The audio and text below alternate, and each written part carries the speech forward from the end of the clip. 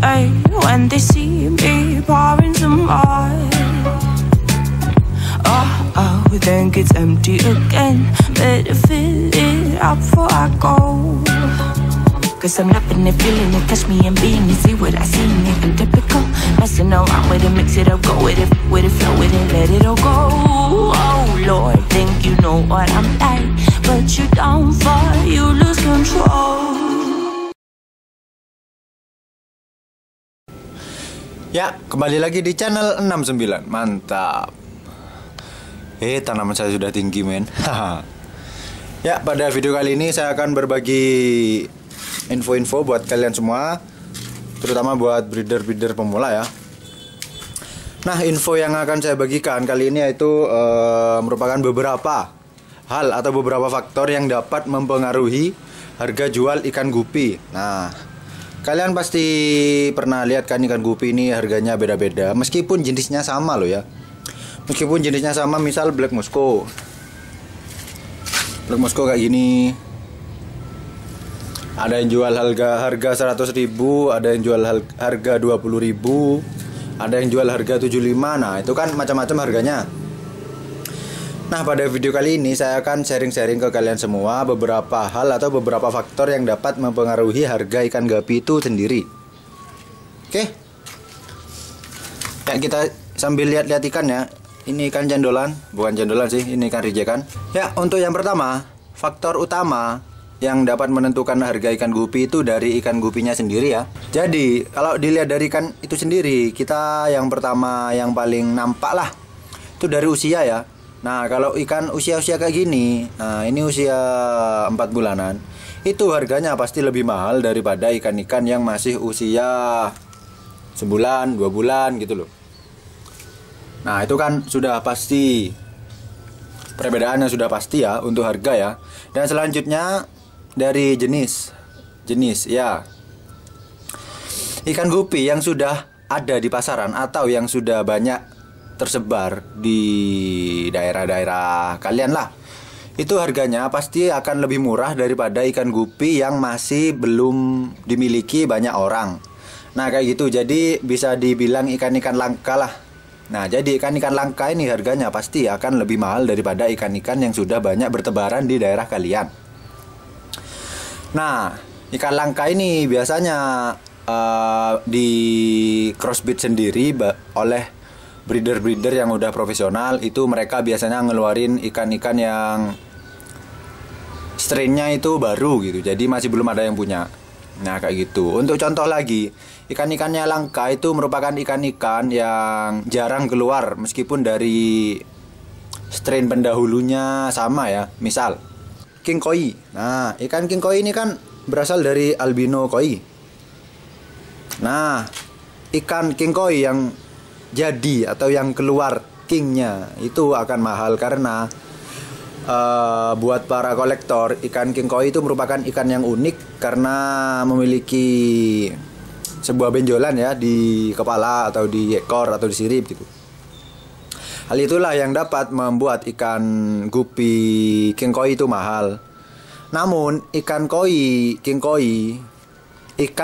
king koi itu belum tentu anakannya itu king koi semua. Karena itu merupakan kelainan genetik yang membuat ikan itu menjadi unik, bukan dari keturunannya, cuman karena kelainan genetik gitu loh. Jadi ikan itu cukup langka dan kalau ada itu harganya mahal, bisa sampai sejutaan. Punya saya ini belum ada yang keluar king koi ya. ngarep. Nah, untuk selanjutnya yang dilihat itu dari warna dan formnya. Untuk warna misal kayak Black Musco ya. Black Musco torek bosan-bosan. Koi. Untuk dari warna, kita bahas warna dulu ya.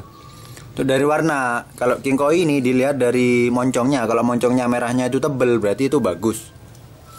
Bisa harganya itu bisa lebih mahal daripada ikan koi yang moncongnya tidak terlalu pekat ya warna merahnya ya.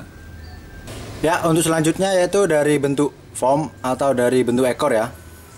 Jadi ikan gupi itu memiliki banyak jenis bentuk ekor. Contohnya ada delta tail, crown tail, swallow, swallow ribbon, double sword, bottom sword, spare tail. Nah, kayak gitu.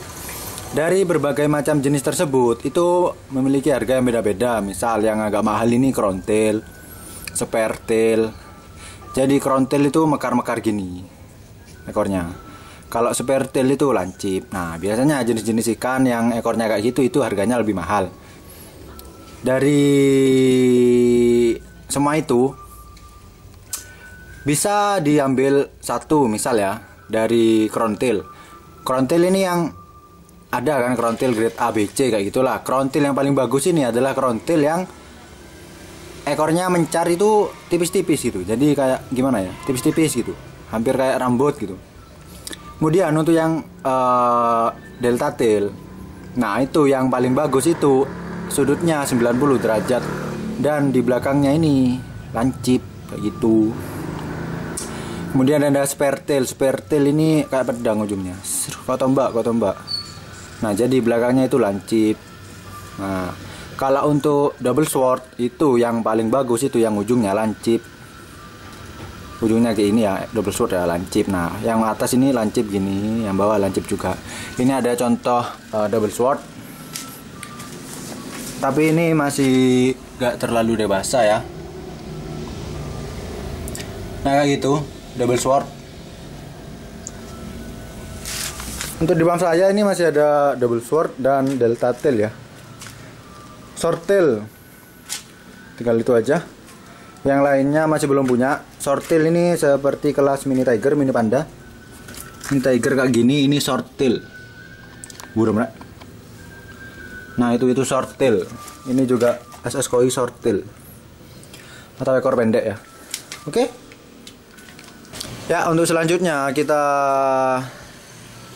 bahas yang di luar ikan ya. Jadi ada beberapa faktor di luar ikan yang dapat mempengaruhi harga ikan gupi itu sendiri. Misal, branding. Kalau brand atau dari farm itu sendiri sudah terkenal, maka mereka berani jual ikan harga mahal. Kenapa? Karena farmnya sudah terkenal, sudah banyak orang yang tahu farm itu, atau sudah banyak orang yang minat ke ikan-ikan dari farm itu. Beda dengan farm-farm yang baru-baru atau farm-farm yang baru merintis, itu pasti harganya jauh lebih murah. Atau bisa dibilang ikan dari farm yang sudah terkenal itu bisa harganya bisa mencapai di atas rata-rata. Sedangkan ikan yang dari farm-farm pemula itu biasanya ikan-ikan yang dijual harganya itu di bawah rata-rata, meskipun kualitasnya sama loh ya. Kenapa bisa begitu ya? Karena kan kalau farm-farm pemula ini masih mencari pembeli, masih mencari customer, masih mencari brand lah untuk meningkatkan nama dari farmnya itu sendiri. Nah, kayak gitu. Jadi kalian jangan kaget nanti kalau misal kalian dapat ikan dari farm terkenal dan ternyata ikannya gak terlalu bagus, itu jangan kaget karena itu sudah biasa ya. Karena itu tadi, kalau udah terkenal mereka bisa jual mahal. Oke. Ya, untuk selanjutnya ini masih berkaitan dengan brand ya. Nah, yaitu promosi atau staff promosi atau karyawan bagian promosi, sales lah.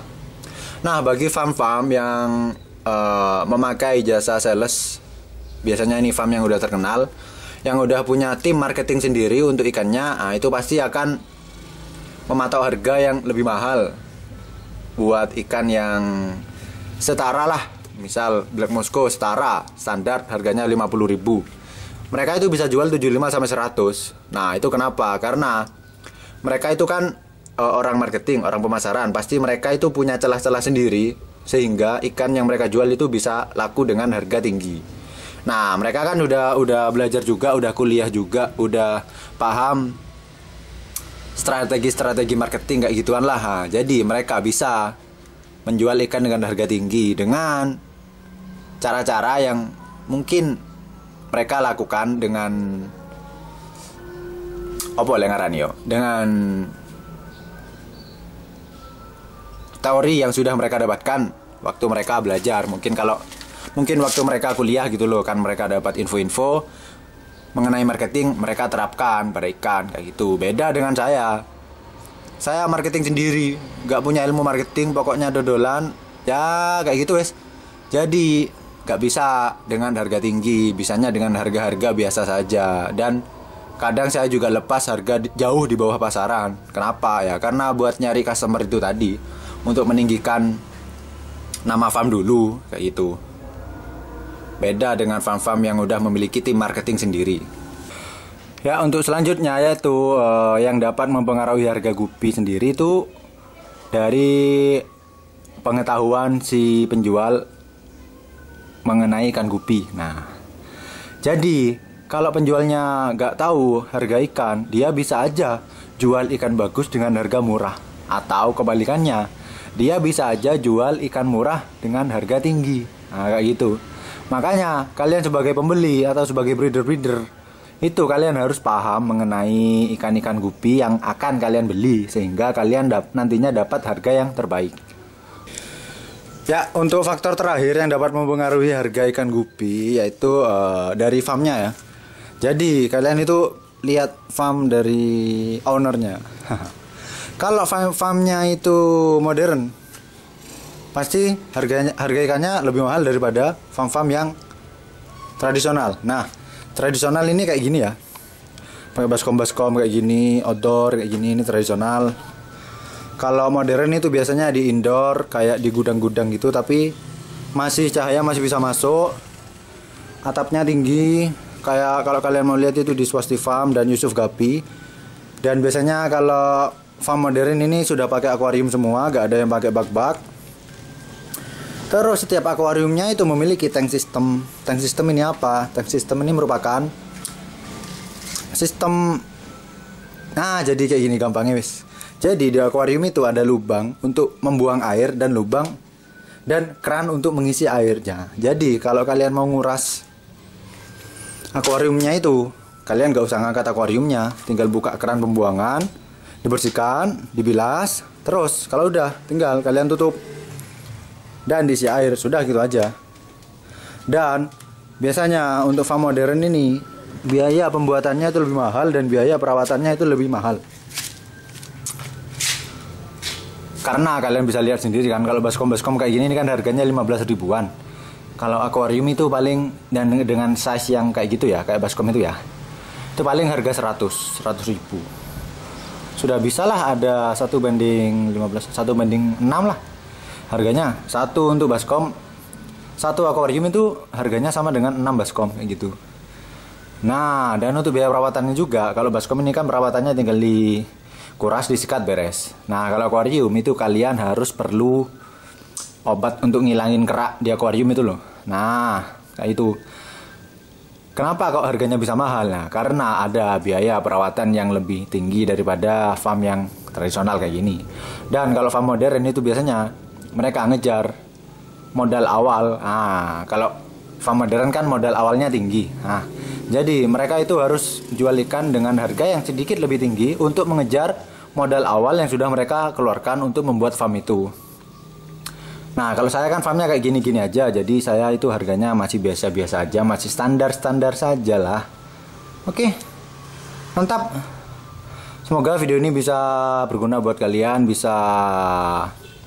kalian itu bisa menambah wawasan mengenai beberapa hal yang dapat mempengaruhi harga ikan gupi. Jadi kedepannya kalian itu bisa lebih berhati-hati dalam memilih ikan gupi. Dan saya harap kalian itu sudah bisa memilih ikan gupi terbaik dengan harga yang, memilih ikan berkualitas dengan harga yang terbaik. Nah, itu loh harapan saya. Jadi bermanfaatkah video ini? Tulis di kolom komentar bro. Tulis di kolom komentar supaya saya bisa tahu pendapat kalian. Mantap. Mungkin sekian dulu ya video dari 69. Kurang lebihnya mohon maaf. Mungkin kalian ada yang gak serak, tulis saja di kolom komentar. Atau kalian ada tambahan lagi, itu tulis saja di kolom komentar. Nanti kita diskusi bareng di sana. Oke? Sampai jumpa di video 69 lainnya. Jos. Jangan lupa like, comment, share, subscribe. Mantap.